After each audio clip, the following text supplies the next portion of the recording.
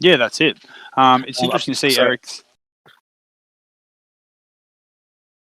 So George says video back, no audio. Can anybody confirm? Can you guys hear us in the chat? And please let us know if you can hear us. Please know if you can't hear us. Okay, it's back. Audio back. Audio's back. Easy done. All right, go for it. Sorry, Nick. Yeah, sorry. Okay, so where were we? Sorry. You go for it, man. Josh has just given me some info as we go through. Brilliant. Everyone, I know what it is. Everyone just loves coming and talk to me. As soon as I put their headset on, everyone wants to come and have a chat. Literally, I can relate. Anytime you're behind the desk, people just walk up and just say the most random stuff to you. Just for anybody in the chat's knowledge, if you ever are at an event, you see me or Nick with the headset talking into the camera, just leave us be for a bit. If you've got something really important to tell us, write it on a note and shove it in our face. That's much better than walking by and being a bit of a distraction. But yeah, I do like him going first. So if you see what has happened, I believe what Eric has done is he's used his retributors, and right now he's killing. Is he? Oh, sorry, no, never mind. No, I think I might have been wrong. I thought he was putting multi-melters into the scrap jets, but I think they were just getting moved by Liam. He's just shuffling about. I think Eric's turn one's already done. Yeah, I think you're right there. What I might do is I'm just going to try and move that camera a touch, just because we're missing a key point of the game there. Usually I wouldn't worry about too much, but it seems to be a massive. That's where all the scrap jets are. And we know that's where the damage is coming from. And there's another truck as well. So it'll be on that side of the board. Yeah, there's one of the trucks and one of the scrap jets. So we've got one truck sitting to the left of the Orc side L, and then another one looks like it is in the ruins to the bottom. Oh, sorry, to the left of the yellow Orc side ruin. I'm very, very interested to see how Liam plays this. He's committed a lot to an aggressive stance, taking domination and direct assault, whereas Eric's kind of half committed. You know, if direct assault doesn't get him any points, but he instead gets a bunch for engaged in all fronts, that would be fantastic. The issue is though, engaged in all fronts and direct assault, they cancel each other out in some ways. Like you can't score while being into the middle of the board for engage, so he's forcing himself to spread out. But he does have the sheer quantity of units to do whatever hell he wants, really.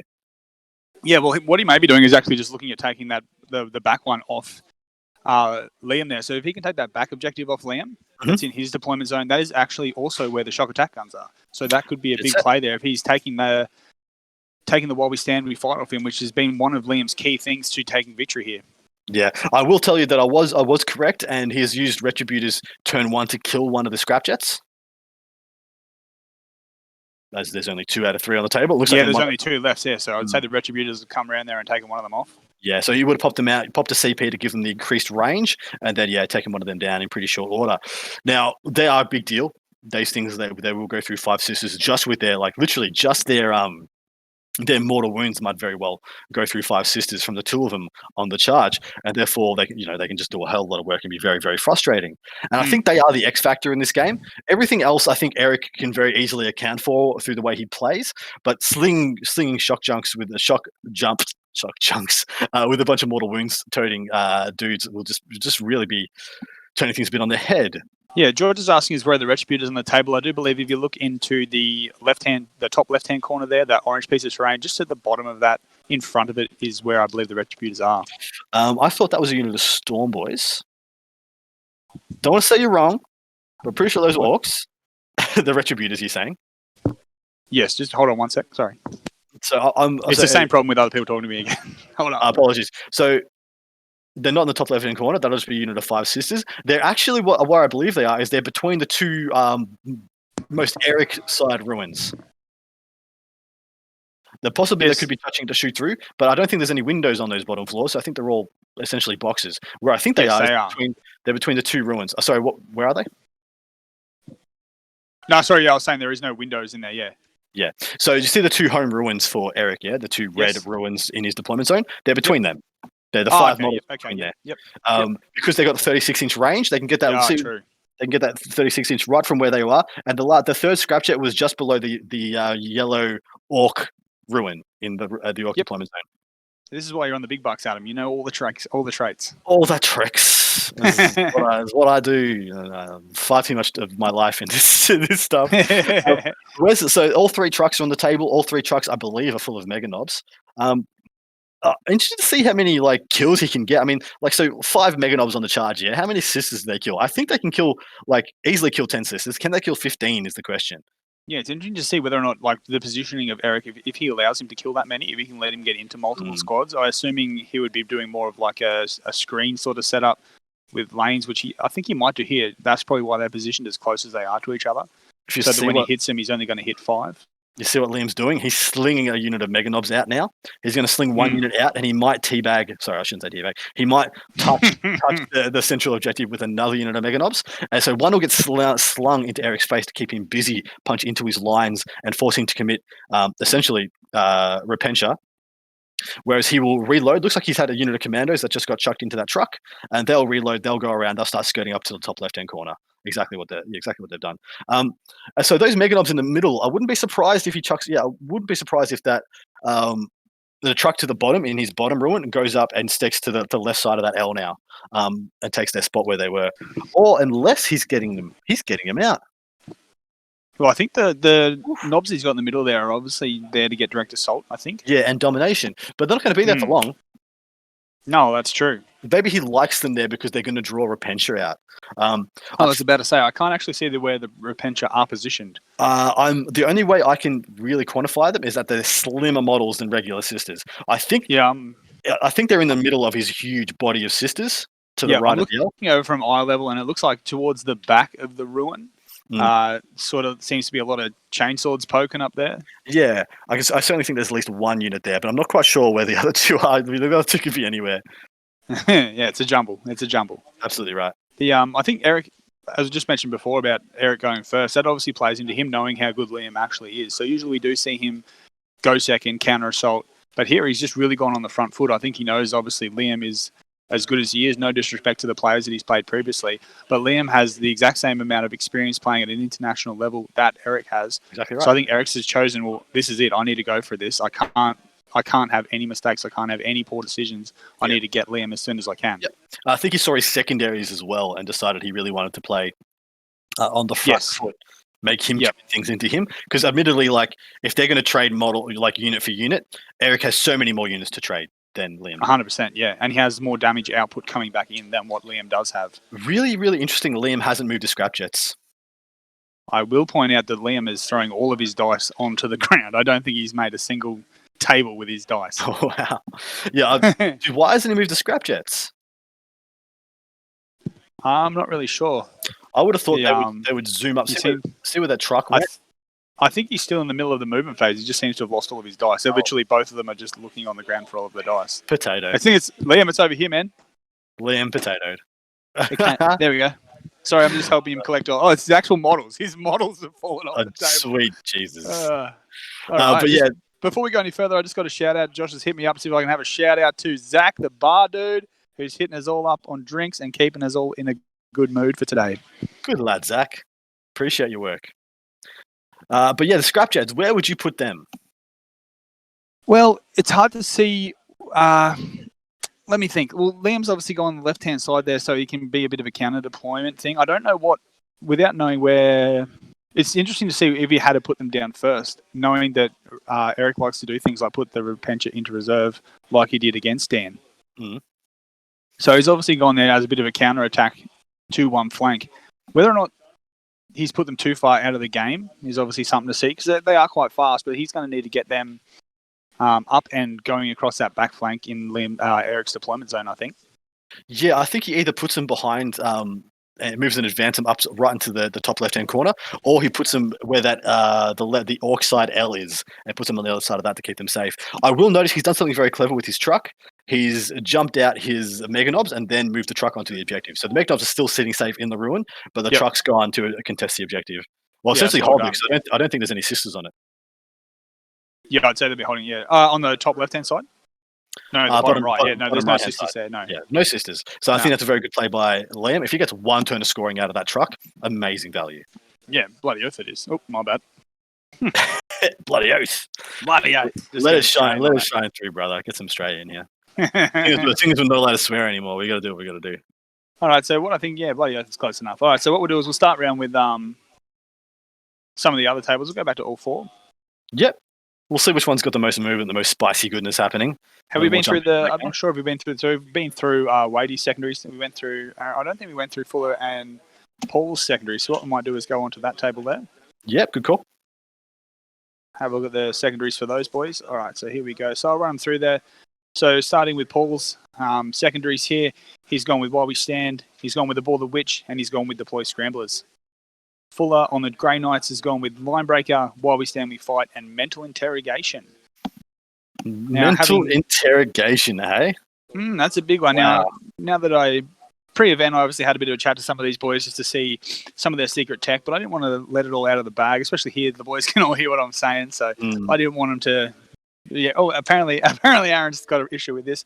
So I do know that Fuller was actually hoping that people would take a Ball the Witch against him. He thinks it's a bit of a trap, and he set up his army to make it so. Really hard to kill. Well, you got to kill through 10 termies to get to a character, or eight paladins to get to a character, and those 8 paladins only give you the same amount of points as 5 strikes would. So I think he's set up well to deny the Ball the Witch points. Yeah, that's true. We've got Greenie coming in for a bit of a shout out. Nice. What's he want to say? No, I think he just wanted to be on screen. I think. I don't think he just wanted a second screen. Green. Shout out to his missus, probably something like that. Oh, she's watching. There we go. She's loving that I'm sitting. Nice. All right. Hello, Miss Green, or Green's partner. I don't know if you're married. I don't know if he's married. All right. But it looks like he's got his assault sense going pretty aggressively into the middle of the table. And he's got his Land Raider as well. I mean, admittedly, outside combat, he can't kill the Land Raider. Like, the Grey Knights cannot kill that Land Raider. They might be able to do a bit of smite damage to it. Yeah, which will probably just get healed up. Auto 3 healed wound. True. But yeah, in combat with -1 damage, he struggles as well. So it's actually a pretty safe, bully. The neg 1 to hit that he's got in that Land Raider, is that in combat as well as in shooting? Neg 1 damage, you mean? Yes, it is, in both. I think you can put neg 1. Can you not put neg 1 to hit on it? I'm not sure. Maybe he can. I'll double check with him, but I think he can put neg 1 to hit on it as well. Sounds like something Iron Hands would be able to do. Yeah, sounds like, something they shouldn't be able to do that they can do. So yeah, this looks pretty easy going. I can't see any of Fuller's models apart from what's in his bottom ruin. But looks like he's got a bit moving out there. Well, having a look at the table myself, I'm just going to stand up here and see what I can see. Oh, that's better. I can stand up. All right, so he's got a bunch of. So if you look at the which way we're looking here. So his middle ruin, he's got a bunch of characters and paladins. I do believe Drago's in there. They're all sitting around there, just hanging out in the center of the board. Yep. Obviously, that's how he's going to get mental interrogation there. Nice. I also think he might have a few things in the very backfield of his corner behind the ruin as well. Sick. And I can't really see some stuff in reserve. He's got one character in reserve. Might be Baldus. Well, I think Gurney's just made a charge into the bottom right-hand corner with his Vanguard vets. I'm not quite sure what the assault descents that are going in there. Oh, yikes. I know the assault sense had made the charge now. He had his Vanguard vets that went into the bottom right-hand ruin. Yes, yep. Either that's I think it might be just his movement phase, to be honest. But he picked them up and he just chucked them all in there. But there might be some Terminators in there that got gated or something. But we'll wait and see as it develops. The Sisters and the Orcs there hasn't been much inroads made there. I can't see any major amount of Sisters being moved or removed. The Necrons are all up in Wadey's grill. Looks like, yeah, actually that looks pretty spicy, to be honest. All right, let's go and have a look then. Yeah, if you want to jump in there, some stuff is going down. All right, so back to it. He looks like he's already used his Veil of Darkness. You see where he's got a unit of warriors up into the top left-hand corner? Yep, on top of that ruin there. Yeah, he's used a really early game Veil of Darkness. The race of all connected early game, which is really big for him. On top of that, the Scarabs have all posted up across the middle objectives. This is looking really good for the Crons. But it's still early. It's still very early days. The Veil of Dark, that's once per battle, right? Once per game, yeah, for sure. Yep, so he's going out all early on the Veil there. With how aggressive he was getting with the race, it makes sense because now he's got to tackle the race before he goes into the Warriors. But what's the unit to the left of the most left-hand race? Is that the Blade Guard, or is that his Inceptors? So in the center of the board there, all the way to that all is the way a to, unit yeah. of 5 Vanguard vets. Yeah, all the way to the left in the center. Yeah, 5 Vanguard vets. So at least right next to the shot clock there. Yeah, exactly right. Perfect. Yeah, that's a unit of 5 Vanguard vets. So it's at least combat squad of one of your squads. I probably would have only combated squad one because you want one squad to be able to go in and kill as many warriors as possible before they re-an. He might be regretting not having more lightning claws, like because this is now the second game where lightning claws would have been more clutch. They would have been better against Eric as well than all the fists and hammers. Yeah. Admittedly, he probably thought he was going into a bunch of demons, to be honest. So the hammers and fists made a lot more sense. Yeah, there's a bit of a swerve by old Dan Savage there, not taking the demons, which he's been doing very well with. So obviously, a few guys have meted for that, and then he's taken the swerve. Yeah, I agree. Rise of Mortarian asks, who's piloting the Iron Hands? That is Paul Gurney. He's a dedicated Iron Hands player, and he's doing stellar with them. Well, he's done well enough to be one of the top 8 players in Queensland, so very, very well. What's that unit he's running, Nick? Why is he a champion? Legend of the people? Because he's running Tactical Marines? Yes, and? Oh, the actual Land Raider Achilles that he's running, yes. Ha ha ha! What a baller! What I will say is also the unkillable Land Raider Achilles. Not even the Breaches spam list could get through those Land Raiders. Yeah, no one's killed it, man. He's doing so good. I can't believe it. New meta. Yeah, speaking of meta too, like a lot of people talk about these units and stuff like that, but the terrain here is obviously basically another player on the table that we have. Following the WTC players pack for terrain completely changes the game style of the way people are playing the game. Yeah, agreed. What turn are we in? We're into the looks like the top of turn 1, so the bottom of turn 1. Yes. Apologies for Mr. Wade. His Vanguard vets are moving up aggressively, going to go into those warriors. He's going to get a bunch of counter charges, try and clear out these race. Looks he doesn't have awful odds to kill him. So there's one unit of race that was 5 is now down to 3. I believe they're in combat with either there's a Blade Guard. Yeah, it looks like they are, yeah. Yeah, and the Blade Guard have killed 2 and put some wounds on another one, and they've only lost 1 of their number with a wound on some other ones as well. I mean, so those are pretty like for like. I wouldn't be surprised if either one of those win that fight. But right now, he's probably just going to commit his Smash Chappie, and the Smash Chappie is actually incredibly good at killing race, which is a bit sad. Yeah, sad if you're a current player, happy if you're Waddy. Dead set. Well, we should jump around again and come back to this in another 10 Yeah, no worries. minutes. Obviously, we'll have to keep a close eye on our number 1 game, which is Battle for the King of Queensland. So let's go in and have a look at that with Liam Hackett versus Eric Lathoris, for those of you following at home. So it looks like he's made a charge with those Mega Knobs that are on the middle objective. They're probably going to kill just a couple of Obsec units if they can. If he can tag into 2 units of 5 Sisters or some Celestians. Lord knows Eric's probably hasn't placed him in any position to get into any Repentia. But yeah, it looks like he's picked up a handful of models. And yeah, he'll be happy to sit on that objective, get his 3 direct assaults. Do you score domination? George asked this before. Domination, is it scored at the end of your turn, or is it the end of your opponent's next command phase? Give me 1 sec. I'll bring that back up. So what was the mission again called? Was it? Couldn't tell you. All right, well, you keep talking and I'll stop saying. Easy done. He's looking really secure in the top left and the bottom right as well. Top left, I think he's got had a unit. I think either Storm Boys or Commandos who are going to charge into those unit of Sisters and had a good chance of picking them up.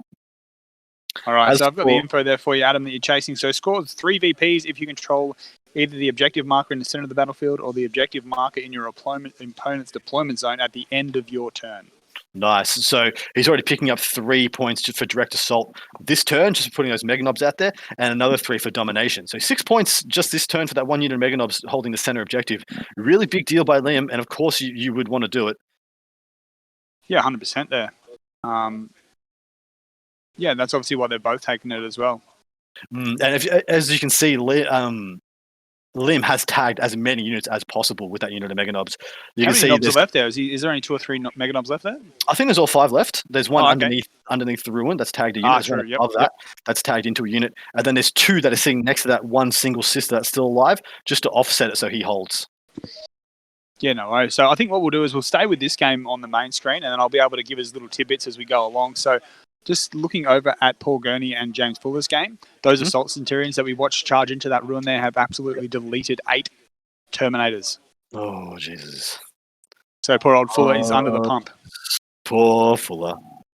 He's got no answers. Like without the Paladins, he has no answers for the Assault Cents. He's definitely had a rough day. Yeah, he has a rough day at the office. Drago can definitely go in and probably kill 2 of them, 2 or maybe even 3 if he's real lucky out of the 5. But then he actually has odds to just die in return. I'm just having a look at the moment to see if he's got the Apothecary or the Ironfather around them, because obviously he's going to have a 5-up Feel No Pain. 6-up Feel No Pain, and then the 5-up Imbo with him. Yeah, rough. Damn, he's so. Feros is still such good value, isn't he? Oh, definitely is. I do really like how he's using the Scrapjet. So Scrapjet's being held back to be at the counter assault into the Repentia, and he's dropped out units. He's craftily chucked out units he doesn't care about massively onto all those objectives. That truck at the top is still full of guys, still full of Meganobs, I believe, and then the one just below it to the bottom right of it, that one is full of what I believe is 5 commandos. And so he can slingshot those into his opponents. If Eric moves off his home objective, he can slingshot those onto there. He can put those back onto the middle to offset whatever Eric does, or he can put them into the top left if Eric makes a play onto that one as well. Really liking how Liam's set up here. I do expect him to lose quite a bit of stuff in response, though. So something that we can't see at home is the bottom right-hand corner, that big obscuring piece of terrain there. Eric actually has 5 sisters positioned beside that. So we obviously can't see it, but they're sneaking in there to keep getting his engage on more fronts points. And Nice. more than likely, they're probably the Dominions, I'd say. They would have scouted up there more than likely. And they're probably going to come in and try and take that objective. Yeah, they'll take that objective. So there's 2 units back. So you look, everyone, cast your eyes to the bottom Orcside ruin. It's got 5 Meganobs and 5 Stormboys in that ruin. And he deliberately hasn't used them because he doesn't have to yet. He can use the truck to get it now because Eric's not on it. Once Eric's on it, the 5 Stormboys go over, then he'll see what Eric does, and then either the 5 Meganobs will go up into the middle or to the right. And he's just placed his resources really well to not use a hell of a lot of them to get the maximum amount of work done. Yeah, I'd say with those sisters there that Eric's got, he's basically waiting to see which turn he needs to put them on the objective. So if it means waiting till turn 4, so that's when he takes a couple of points off off Liam, then that's what he's going to do. Agreed. I can't see the other unit of Stormboys, but I can see you see where the Scrapjets are? In between that, that's either a unit of Stormboys or a unit of Commandos, and I think the other unit of Commandos is inside that truck. So there's some Stormboys hanging around here we can't quite see. Yeah, no worries. I'll just stand up for a second, have a look and see what I can see. Yep, no stress. I haven't seen a huge amount of models being picked up, so there's probably still some Retributors that are going to get to shoot again. So they might be able to pop a truck, which will be probably a little bit bad, because every time a Sisters player exposes one of their key units, either one of their Retributors or their Repentia, you want to be able to pick it up in return. Like, just automatically, pop, gone. But Liam's not been able to do that, so that might be an issue later. Yeah, you're right there, Adam. Those units right next to the Scrapjets there are the Stormboys. Yeah, cool. So there's one Stormboy unit. There's one below the central bottom Meganobs, and I'm guessing there's another one in a truck somewhere. Yeah, that's right. Yeah. So obviously he's using them as some counter assault units that he's got. Yeah, he does. Well, he doesn't need to commit them yet. Right now, he's getting all the work done he needs with the trucks. There was a unit of Sisters up in the top left-hand corner. They have been charged by a truck. I'm interested that Liam hasn't bothered to kill it. Or kill those sisters. I suppose he doesn't have to. He's securely holding 3 objectives right now, so killing those ones would just be gravy. So he's charged them with the truck. He might have spent some CP to hit them while inside the truck, which would have been a nice play. And then just if he kills them, he kills them. Yeah, that's right. So I've organised with Josh. Josh is just going to jump in the Discord with us, mate. He's going to be the man on the ground, walking around. So any questions we have that we can't have visibility issues or anything like that with the table, he's going to be able to give us some insights. Oh, perfection! What a legend. We're evolving and learning as we go. Yeah, our coverage is only going to get bigger and better, guys. Apologies for the frame rate, but apart from that, hopefully everything else is schmick. You hear us okay, Mr. McGowan? He's coming in. They're going to be at home. That they're going to be able to hear Josh? They should be able to. Can you hear me? Yeah, can people confirm if they can hear Josh in the chat? That'd be fantastic. Hello, guys. Thanks for tuning in. What do your elf eyes see, Josh? Can you turn it up? So we're just double checking that if anyone can just let us know whether or not we can hear Josh. He's just turning up his volume, and then we'll get him to do a test.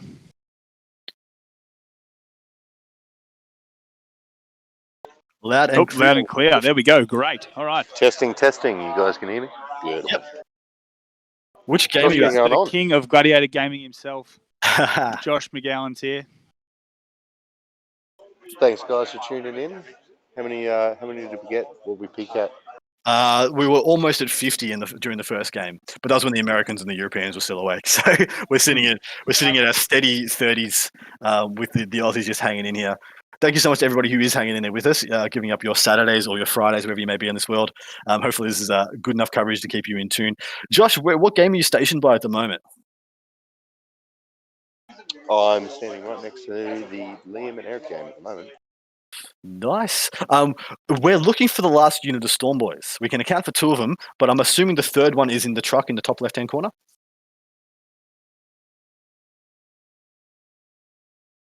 So while he's having a look for that, shout out to Zephyr, who's the American that's hanging out with us. Good to have you here, mate. Thanks for hanging in with us. Whereabouts in the North America do you hail, Zephyr? We got Stormboy 1, Stormboy 2, and then Stormboy 3. What about those miracle dice, Josh? Are we able to get a read on those miracle dice? They've been the king to Eric's victories all day. Mm. All right, so the miracle pool is 2 6s, a 5, a 4, 2 3s, and a 1. Ooh, 6s and 1s. That's what you want to see there, I think. The more 6s and 1s you get, the better. Thord Latham is joining us from Belgium, and we got a Stinger 989 from Minnesota. Zephyr is from Pacific Northwest, Washington State. Man, I was there in January this year, which is hard to freaking believe that I was anywhere overseas this year, and yet I spent all of January in the States exploring your lovely country. So yeah, thank you so much, guys, who are joining us from internationally. Hopefully, you're enjoying this coverage. My family and I are supposed to be there right now. Actually, Adam, we've had to cancel it due to COVID, but we should have been in the States cruising around Disneyland. Nice, man. I hope you guys get there soon. Who you guys tipping in the chat? I'm tipping Liam. I think Eric's going to win, but I'm going for Liam. What do you reckon? I think it's hard to go past Eric. Liam's obviously got all the tricks. He's beaten everyone. Internationally knows what he's doing.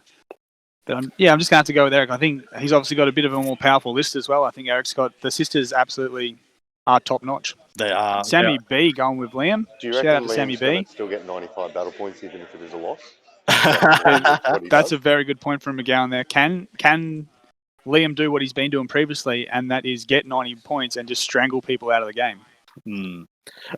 AZA 8020, isn't this an 8-man invitational? It says 20 players on DUP. So this is 2 events running concurrently. There's one 8-player invitational, best players in Queensland Masters, and then there's another RT team being run by the wonderful Mr. McGowan, who's TOing both, being run concurrently to this one. So it's essentially, you don't want to always have an invitational. You want to allow anybody to come and play. And you don't want it to be, exclusive or elitist. And McGowan's doing the right thing by his community and letting anybody come and play and enjoy this showcase at the same time. All right, so Stinger told us he played the Aussie boys in Greece in the ATC. So who did you play there, Stinger? Yeah, that was a pretty interesting team. Ducky was in that team, wasn't he? Yes. McGowan, you haven't been to ETC yet, have you? But you are one of the hopefuls for 2021, right? That is, yeah. Man. As soon as COVID stopped ruining everything. Fantastic. We've got another backing for Liam from Iron Chef Donichi. What a name. I remember watching Iron Chef when I was in my early teens and being like, this is the most hilarious thing ever. Watching Chairman Karga take a bite out of a capsicum at the start of every show was just hilarious. So Simon's chimed in there. So Gotchke, that's Simon. So Stinger, he's asking you, he was obviously in the team. Maybe you gave him a bit of a game. Simon's one of the more frequent users on the chat here. Yeah, so Simon was a former Australian WTC captain. So he captained me in my first WTC as well. So different legend of the community here. Oh, 100%. We've got a bit of movement happening for Eric. He's going to have to make some plays now with what Liam has done. We've posted up on all the mid-table objectives. He's going to have to make some big plays, especially to start to deny these dominations and direct assaults. He played against Duffer Horse. I think he was the captain with Corn. Diffie, yeah. Most likely it's Diffie. Ha! Nice. The Omnisire himself. Yes, the gentleman who's made this entire stream possible, essentially. So just a small update. Eric's blown through all his cherubs. So no double shooting from this point out. There you go. So all his retributors came out and they all went into the... Did they all go into the scrap jets? Is that right, Josh? Not sure his scrap jet's still alive. So. Exactly right. He's only lost one scrap jet. I was like, Jesus, I hope he did. He's got a few left. But no, fair enough. He's making some plays. He still has that big giant pool of miracle dice there. So I think had he been going into that and some things had gone pear-shaped, maybe some of those 6s would have disappeared. How many wounds on a scrap jet? I've got a feeling they're 8 wounds, aren't they? 6. Only 6. So every time he gets a multi-melter through, he can just 6 pop a scrap jet. You'd assume that if he popped all these cherubs, they'd all be dead, right? Apologies, scrap jet is 9. Okay, yeah, I thought they were more than 6. The Art of War Orc expert has just chimed in there to correct us all. Wonderful. I thought I'd better check.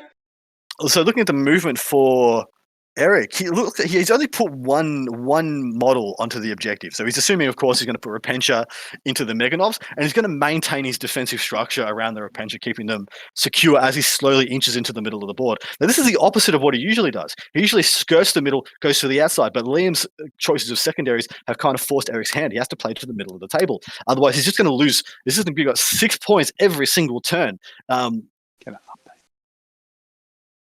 Otherwise, he could do his traditional L or horseshoe, as I like to call it, and go for the top left-hand and bottom right-hand corner. But the fact is, he's actually quite a long ways away from the top left-hand side one. He could easily contest the bottom right, but then what's he going to do? He's going to charge Sisters onto it into a meat grinder that's going to be backed up by that truck, and then to the left, then we've got Stormboys and Meganobs. It's just a bad plan. So going to the top left and the middle, I think is far safer. Sorry? Yeah, underneath that ruin, you need to remember that there are those 5 sisters there, which he's actually spaced out and is now on that objective. So Eric controls the bottom right-hand side, which is obviously without the Perspex terrain, you can't tell yet. Yeah, but so there's they'll be get taken away in short order. Well, at least that's my assumption. I'm assuming actually another thing that's going to happen is that truck is going to zoom up and body block is actually just going to go and start trying to get in the way to stop Eric from coming down into the bottom part of the board. I love that there's use for the trucks. You know, people see people doing it with Ghost Arcs all the time. It's just once the guys have gotten out of it, just get in the way with it. Make them kill it.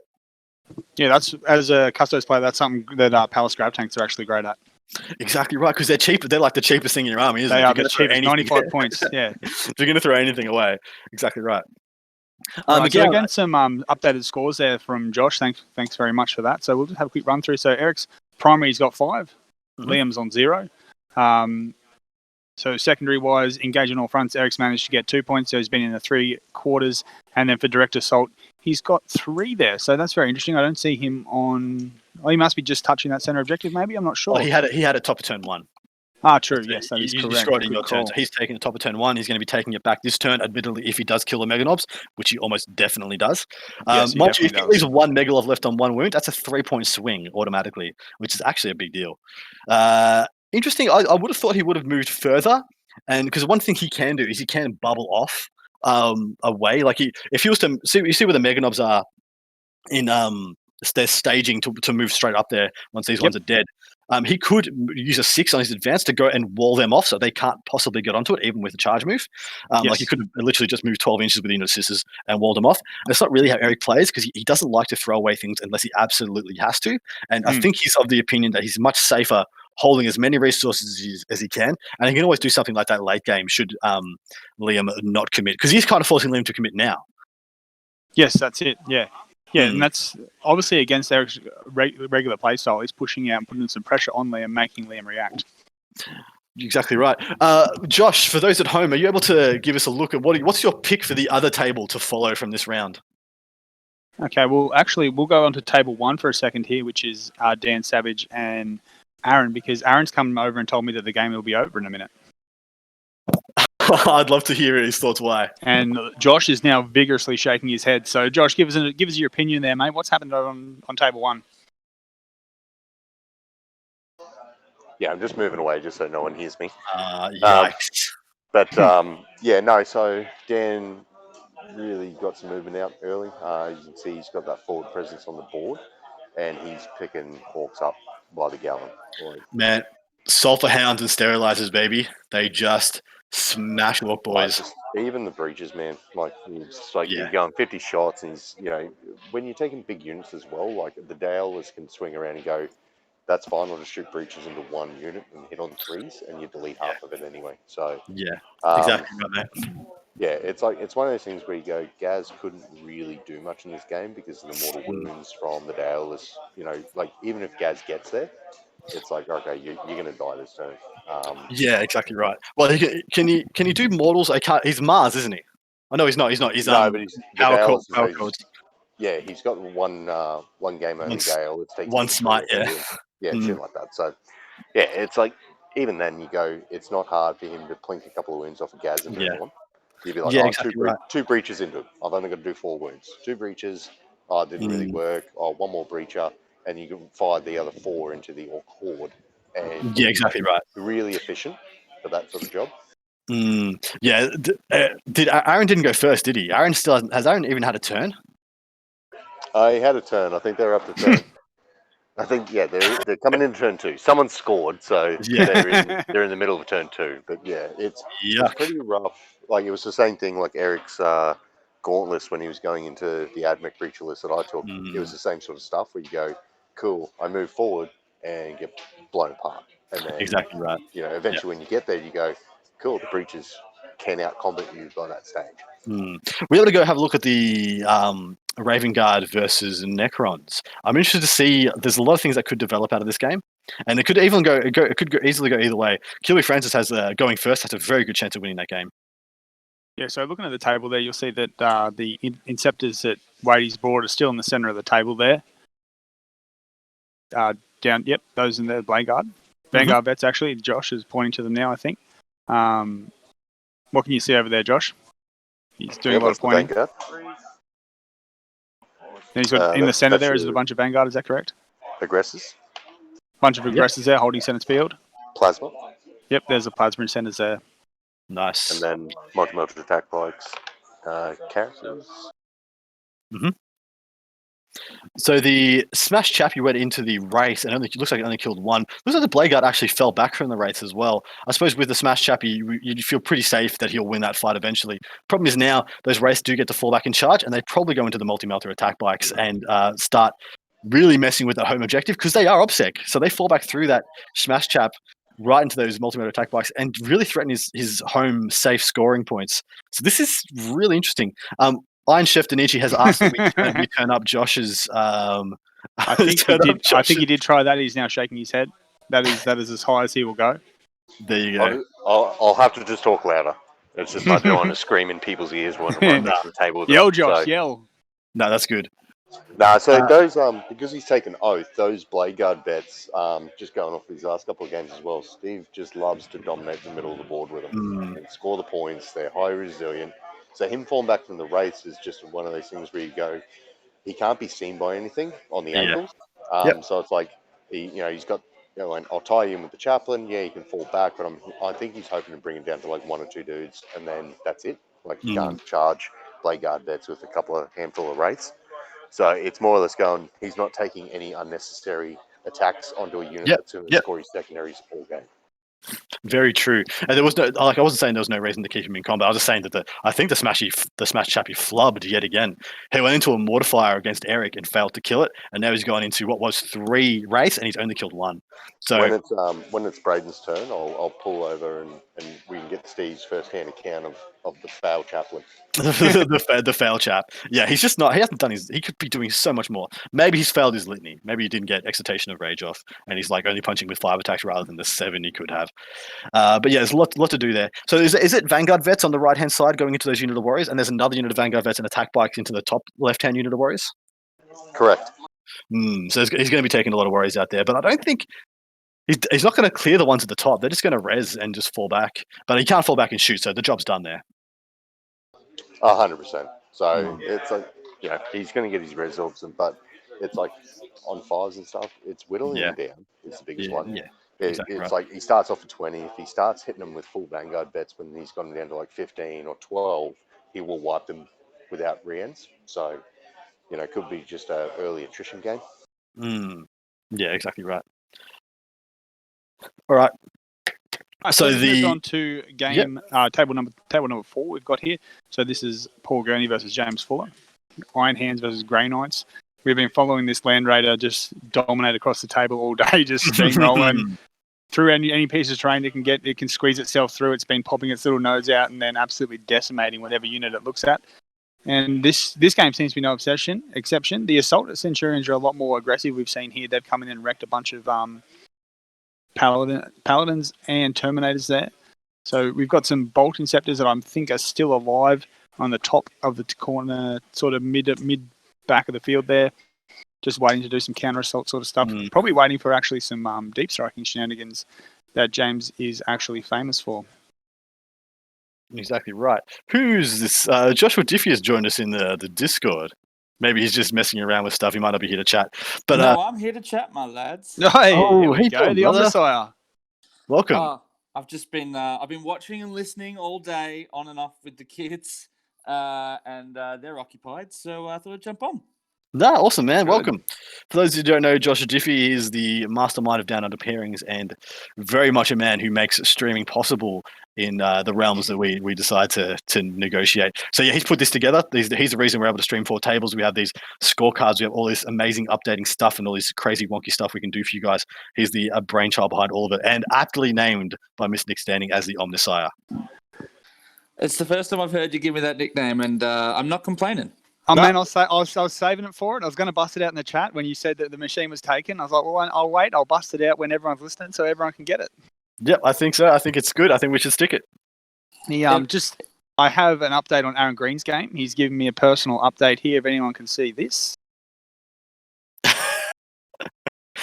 That boy is cooked, unfortunately. So that score we just got updated. Aaron Green's up by 10 points, but we know he has 0 bodies left. He's about to get a huge swing. I'm boned. Little love letter that I've just got there. How's this one looking for you? It looks Paul looks pretty secure here. I mean, I can't see any grey knights. That doesn't mean they're not there, though, right? Yeah, well, having a look around, I can't see a lot, but I can't see a lot in this little box he's got. We've got our man on the ground, Josh McGowan, having a look around. What do we got there, Josh? We're just having a chat. Oh, we've got some paladins alive, I'm hearing. Here we go, Josh is coming in. Under this one, we've got 7 paladins in with 1 single vanguard bet with 1 wound left. Brilliant. We have Terminators here with 2 characters, 2 Inquisitors. And underneath here, we've got another unit of Terminators with another Inquisitor and Boulders. And then we've got another unit here with another character as well, which is your Grandmaster. That's Drago. Oh, Drago, sorry. So Drago and another Terminator unit is here. I know, that's just Brother Captain. Sorry, Brother Captain and Drago.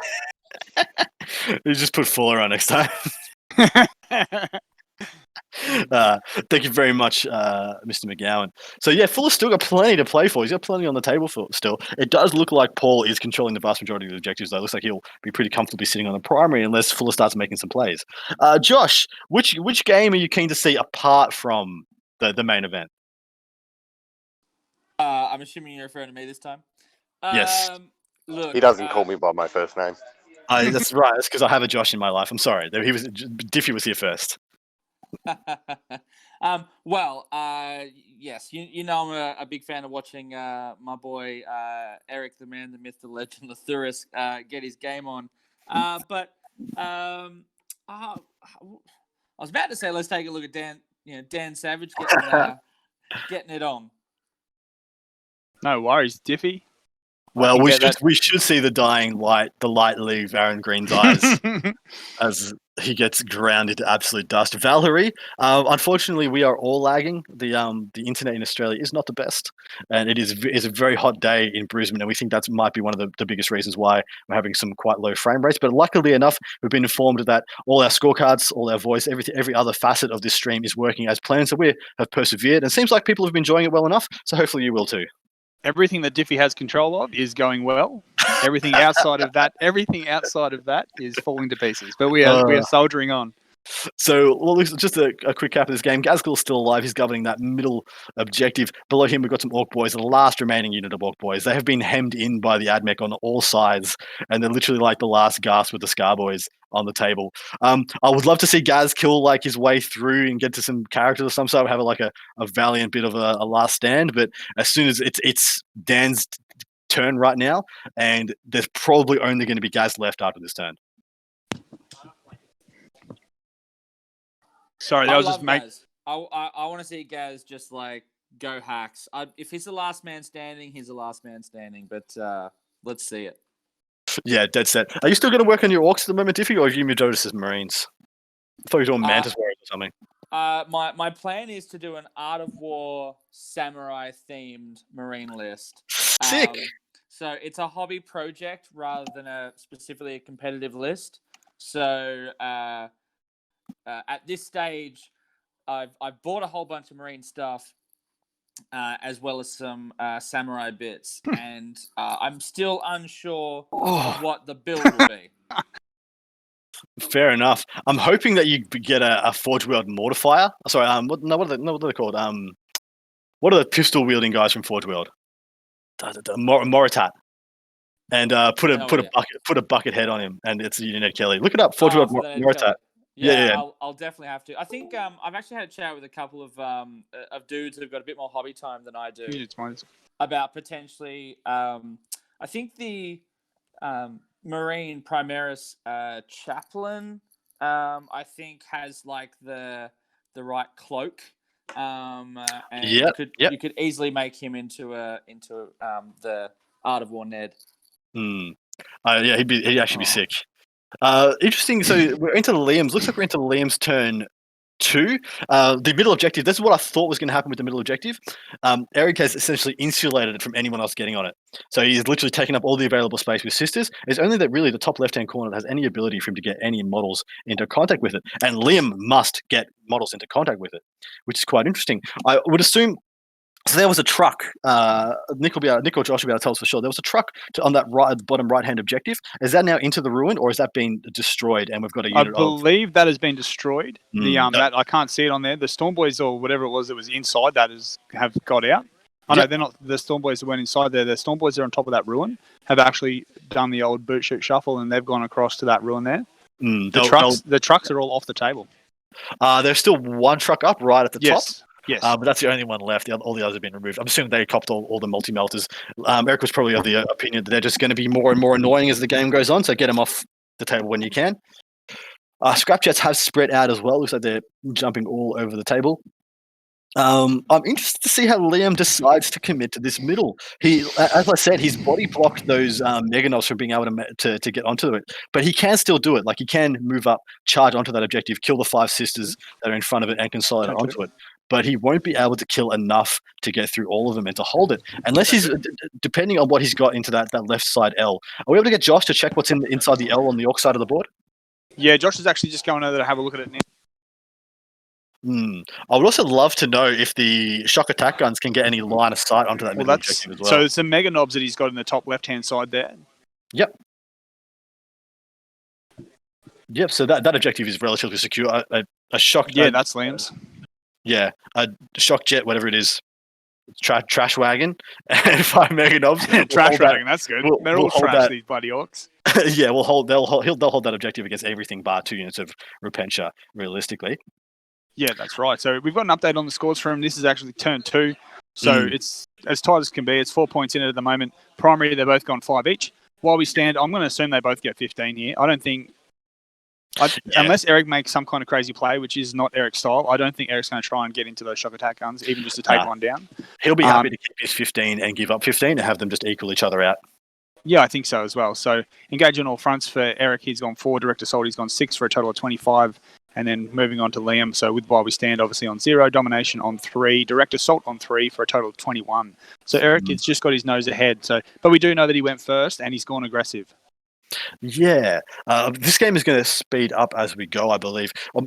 Liam needs to take this center objective back. He takes the center objective back. It's a 6-point swing once again, and it just forces more meat into the grinder. But like I said this at the start, Eric can afford to play the meat grinder in the middle for a lot longer than Liam can. Liam will run out of units playing this game before Eric. That's right. So the center L-shaped terrain, that's where the commandos are. So there's 5 commandos in that ruin, in that red ruin that's in Liam's, just outside Liam's deployment zone there. Okay, so if he commits the Meganovs and the commanders, he can probably take back that middle objective. But it depends what these units are. There are 3 units on that objective. It might be Celestians is the 2 units that he can charge, and with 5 Battle Sisters being the one that's insulated at the moment, or it could be vice versa, or any combination of. There's actually 0 ways for us to tell because Sisters all look the freaking same. Well, just with Miguelin's audio down for a minute here, I might just get you and if you're still there, you guys have a chat for a second. I'll go have a look and see what's actually hiding on all these ruin pieces. Beautiful. Still with us, Diff? Good man. Oh, I'm still here. You guys are just you guys are rocking it, and I'm letting you keep your groove. Appreciate it, brother. What do you think of this? Like when you look at the Sisters, this is Eric. So Liam's almost playing how Eric usually plays, and Eric is playing like a completely different style in order to combat what Liam is doing. But man, the weight of MSU that Eric has to throw around is just oppressive, isn't it? Yeah, it really is. I think going back to your point, the top-down kind of view I think works in the streaming games for most of the point of times. But my concern about this particular list is you literally can't tell the difference between what's what. I'm sure they can at the table, but at the top down, it's really hard. Whereas on the Orc side, it's really easy, like because they're distinct, very distinct unit and models. Whereas, as I said, I mean, the difference between like 4 of the different types of infantry units is maybe the number of guns you can have in a unit, but they're still sisters in, power armor on 32 mil bases or whatever. Liam also has the courtesy of spacing them out nicely for them so that we can see what's actually going on. Where Eric, on the other hand, has been a bit greedy and just shuffled them all in like he's emptied his shoebox on the table. So Celestians, Battle Sisters, and Retributors, they all look exactly the same. There's no way for us to know what's what of those 3 units, and he has tons of those units. Well, I've had a chat to him, and the center objective is held by normal Battle Sisters, so they're all just normal Battle Sisters. Then directly behind that on the right in that bit of ruin there is Repentia. There's 1 unit of Repentia in there, and that's where all the Celestines are hiding. Then off the table, ready to outflank, is another unit of Repentia, a Mortifier, and some Seraphim. So where's the 3rd unit of Repentia? There's 1 more left. I think they are further back, even closer towards that other piece of terrain in the top right corner. Exactly right. So the issue here now, so that top left-hand objective is held by Meganobs, a Scrapjet, and a truck. The bottom right-hand objective is held by 5 Stormboys. That's right. And I think where the big play might be is here. That bottom left-hand corner obviously is very open now. So the Scrapjets have gone, they've moved. I can see Eric doing something crazy and actually going for the while we stand. I can see him outflanking those Repentia, the Mortifier, and the Seraphim, and coming in and taking out those shock attack guns. Yes, they can. 1 unit of Repentia kills all 3, and the game will literally be over, completely over. The other option is just 1 Mortifier coming on the right-hand corner, kills 5 Stormboys, and takes that bottom right-hand objective away from me. Yes, that's correct. Only thing that's going to kill that back is either the shock attack guns, and depending on his line of sight, you might be able to block them by clever use of that ruin that has the Meganobs in. All the Meganobs have to come over to it. So I do like the Mortifier going into the bottom right and hold on to the Repentia for 1 more turn. See if you can get him to open up that backfield. Alternatively, you can go into the top left, double fight and try and clear out the Meganobs and the Scrapjet. We do know that Eric 2 has a bunch of very high miracle dice there. So those Stormboys coming in trying to kill those Battle Sisters, I know that Eric will be more than happy just to use them as saves, plunk them straight down and just let those sisters live for a turn. And while you said that Mortifier might rock up as backup there. Exactly right. That Mortifier will kill 5 Stormboys in an absolute heartbeat. They're literally just easy. Yeah. They are nuts. This is what I thought might happen. Like, it just gets to a point where the overwhelming the overwhelming nature of the MSU and the fact that. So, do you know what this is actually? Remember Catachans? Remember Catachans when I was one of those guys who was taking 100 Catachans that had 3 attacks each at strength 4, and back then that was legit because you didn't have like 100 Wings of Space Marines with a 2+, 5+, 6+, whatever this crap coming back to life. That was really good. Bloody Rose Sisters are the same thing, but in power armor, and you can only take 5 man, you don't take 10 man, so you dodge the coherency and the blast issues. It's just very strong. Plus, they have the counter assault units and the miracle dice. The counter assault units are what we're seeing is really good here. People are having a hard time dealing with Eric's little small sister units, and they finally do able to like commit to an objective or take that off Eric. And as they do, he's able to just completely wipe them out. Exactly right. I mean, it used to be I would take you take something like Blood Angel or Space Wolves as to be the counter assault unit in your guard army. But sisters don't need to leave their codex; they get everything you need from the same book. And that's why he's got a brigade. Every unit in this book is top notch. He's just filled it all out with nothing but sisters. Sorry, go. Yeah, that's right. The other thing to really hone in, I think, with this MSU approach that Eric's got, is those outflanking Repentia. The fact he can leave them off for so long, and and what it means is you can't commit to moving forward until those Repentia have arrived. But if you don't commit to moving forward, then you don't have enough time to deal with them. Yeah, well, that's what we found in these first game with Dan. Actually leaving them off the table was the biggest play. Actually not having them on the table is what probably won in the game. Yeah, it just messed with him so much in the way he wanted to play that he had to because he kept bleeding himself out, throwing things up into his face. He also still had to leave stuff back to body block his back board edge. Which, like from what you said, Nick, I'm looking at it right now. Yeah, there is nothing to stop 1 unit of Repentia coming into the bottom left-hand corner and killing his shock attack guns. And I'd say that's probably why Liam did fill that flank up with all the stuff that he did, because we were a bit unsure of why he was doing it at the start. But like Diffie's alluded to, just leaving them off the table just gives so many questions to Liam. that he has to be able to react to anything. So he's directly falling into Eric's traps from the start. Yeah. Okay, so we've got one scrapjet that's gone into the unit of sisters on the middle of the table, and there's also, I'm assuming, the commandos that are in the middle of the table have also gone into another unit. So he wants to try and attack through the wall into those unit of 5 sisters, then use scrapjet to pick up the other 5, leaving only one unit of 5 left. If he can do that, like, he still doesn't win the middle objective though. Because then he's still got those 5 sisters that are insulated. He'd have to consolidate all the commandos out onto that objective, which he can do, admittedly, to even them out, and maybe then he holds it for another 3 points. But he's already going to get domination this turn, so maybe he doesn't overcommit to the middle, because he's got the bottom right-hand corner, he's got the top left-hand, so he's already getting 3 in the bag for domination, but he wants to get that direct assault. Yeah, we've seen in the previous game, Liam was able to use those scrapjets to push out a lot of orcs. Like, the amount of shooting that's coming out of those scrapjets, as Liam was informing me after the game, he's more than capable of just wiping out that center unit. So he can wipe that out, jump on top of it, take it from Eric, and then Eric's going to have to commit some more sisters from that top right-hand side flank that he has there. Yeah, agreed. Which game do we want to jump in from here, do you reckon? I mean, the Aaron Green game is pretty much done. Well, let's go have a look at the Marine game. Yeah, sure. Which Marine game? There's 2 Marine games. Oh, sorry. So, Wadey and the Crons. Yeah, hell yeah. I think that's the one that's the tightest at the moment. That's the one that's the most in the balance of these ones. Admittedly, that's only because I can't get a sense of what Fuller's game plan is. I don't know what he's trying to do. But never mind. What do you see, Nick? Yeah, well, I see a lot of missing Crons there. They seem to have been the top left-hand side where all those warriors were have really been dwindled down, unless they're hiding underneath the ruin there, which I don't think they are, because there are still some on top. So those attack bikes with all the bolter shots have been able to whittle them down quite a bit.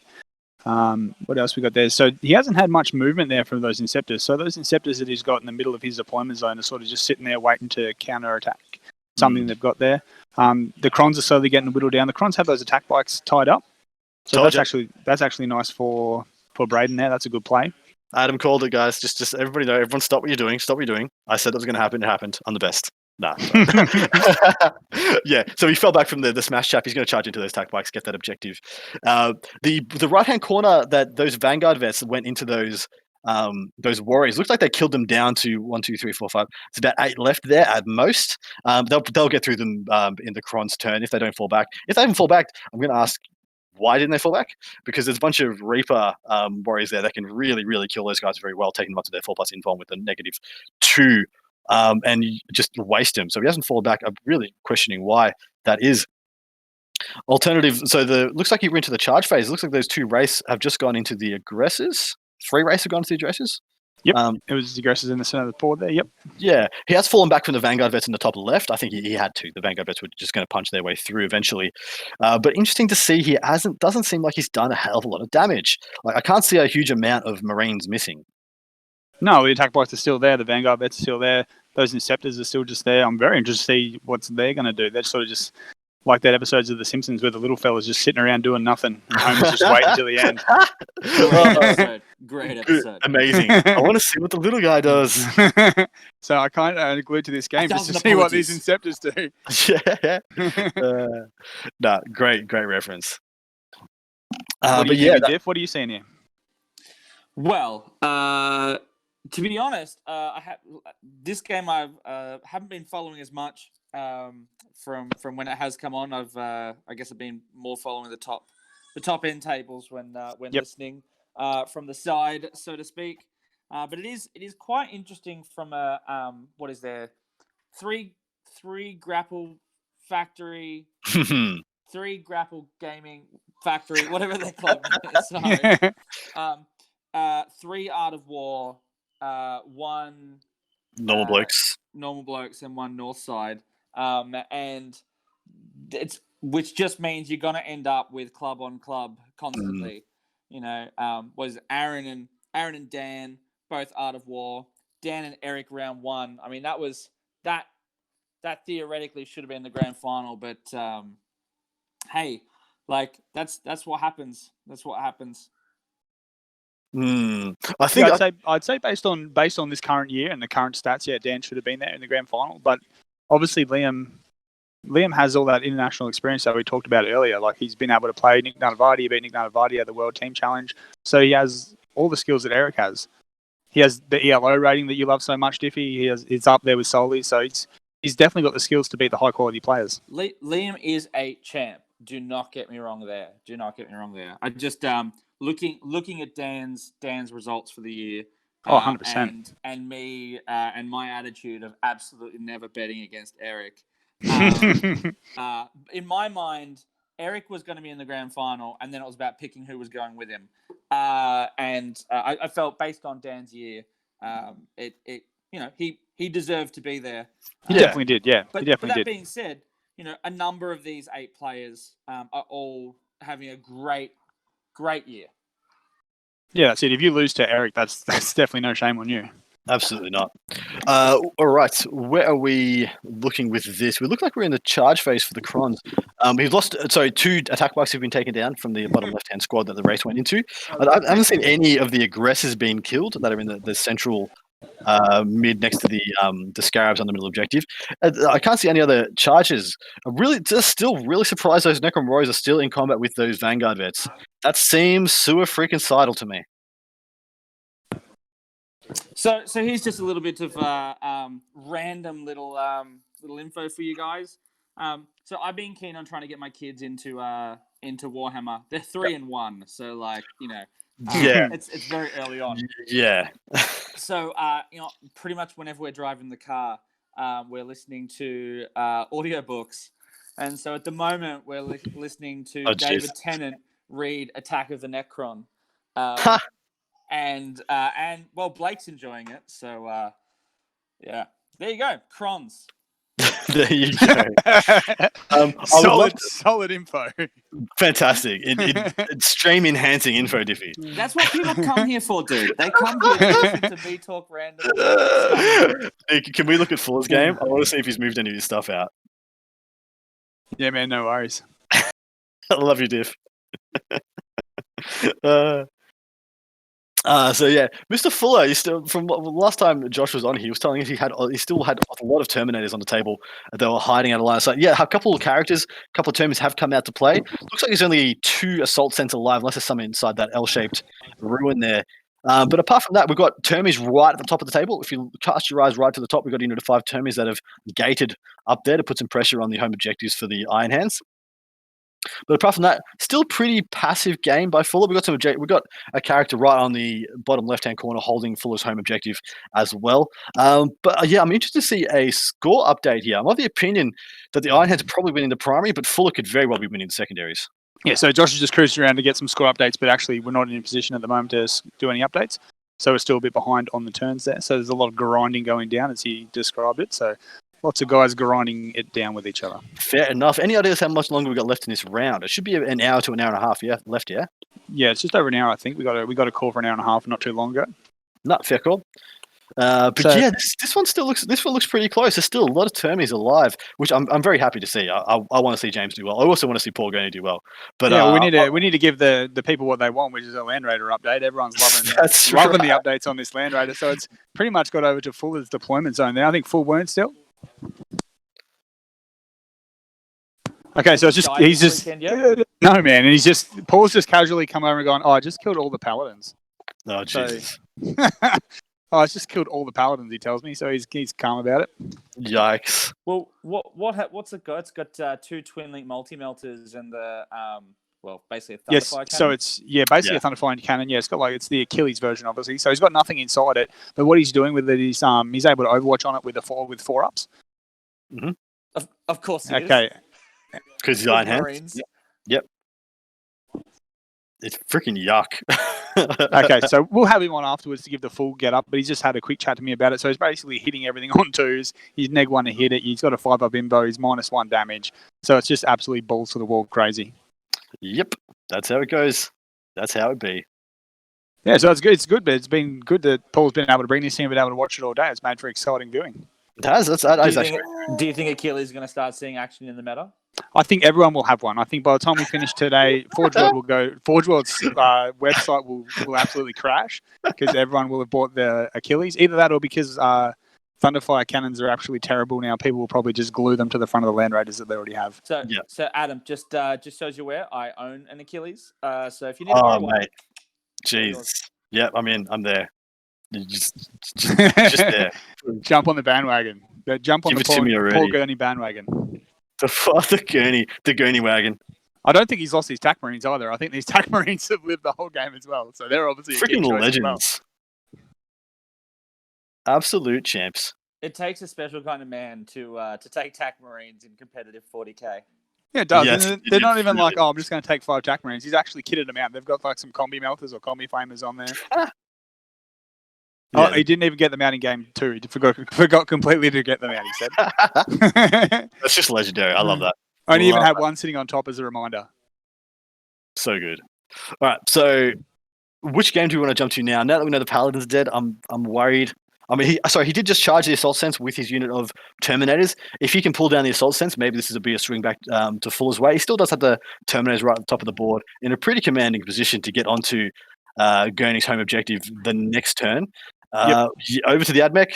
Gazzy's still alive, yes! The people's champ, Gazcool Magok Thraka, will not be denied. Yeah, well, that's true. The good thing for Aaron is he's completely packed up and ready to go home, even though the game's not over yet. So that's a good thing for Aaron. Mate, it is actually a good thing. So yeah, Dan is definitely in a commanding place right here. So it's definitely got it under wraps, I think. Yeah, I'd be very surprised if Aaron get any points from this position. He seems to be sweating a lot less than he was in game 1. That's for sure. Oh, that's nice. Oh, good. A casual afternoon for the boys. Happy to see it. So with the Dan and Aaron game, were they both on 1 win, 1 loss? Aaron was on 1 win, 1 loss. Correct. Yes. He won his first game, and then he went down to Liam in game 2. Yeah. So these boys are playing for 2 wins, 1 loss, and as is Wadey. Yeah, great games. Like those were great games. Liam getting up against Aaron was unexpected, but he played a pretty masterful game. I'll be interested I'll probably hit him up after this event and just ask him what went down, because that did take us back a little bit. But yeah, well done to the dude. Guy's killing it. Yeah, doing well. Could we go back to the main event, please? Love to see. No worries, man. Because we didn't see the end of Liam's turn. He had committed a couple of assets to try and dig Eric. So the Scrapjet has gone up and taken that middle objective, and it looks like Eric has deployed a lot more dudes outside of that terrain to try and get that middle, which seems to be a big, with direct assault, both having direct assault. That's actually a big objective for them both. Yeah, we've got a unit of Repentia that have come down, looking there to the upper left of the bottom right-hand corner objective.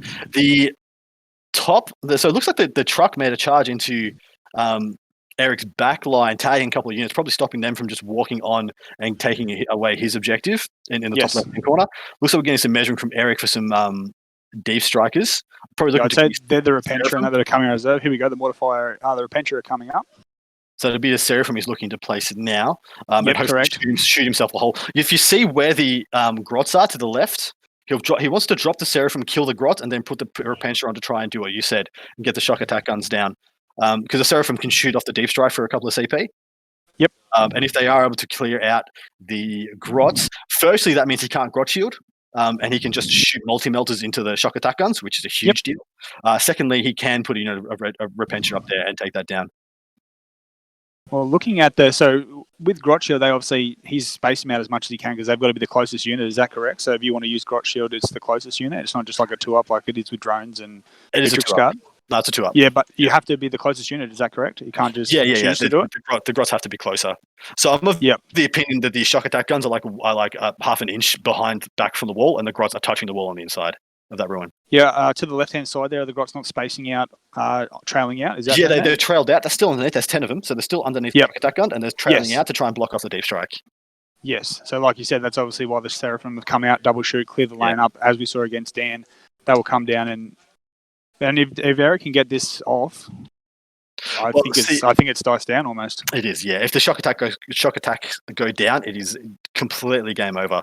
It is a big deal that he was able to take back the middle objective. Looks like he's got his war boss out there as well. So that's a war boss, a unit of commandos, or storm boys, not quite sure, and a shock jet, whatever the shit.